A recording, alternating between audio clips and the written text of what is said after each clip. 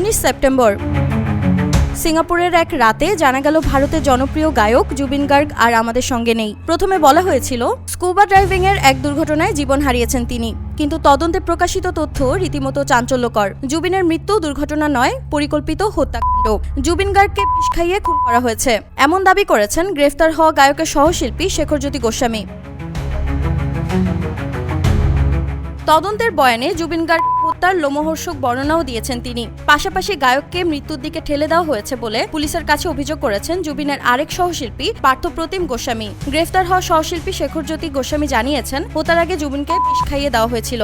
তার কথায় ম্যানেজার সিদ্ধার্থ শর্মা এবং ফেস্টিভ্যালের আয়োজক শ্যামকানু মহন্ত মিলে ঘটনাটি দুর্ঘটনা বলে চালানোর চেষ্টা করেছেন। জুবিন ছিলেন দক্ষ সাঁতারু, স্বাভাবিকভাবে ডুবে যাওয়ার কোনো কারণ ছিল না, কিন্তু ওই দিন তারা ইয়টের নিয়ন্ত্রণ জোরপূর্বক নেন এবং জরুরি সাহায্য না দিয়ে অবহেলা করেন। এক্সট্রিম মশার কয়েল প্ল্যান্ট ফাইবার দিয়ে তৈরি, ডেঙ্গু, চিকুনগুনিয়া বাহি সহ যে কোনো মশার বিরুদ্ধে দেয় এক্সট্রিম সুরক্ষা।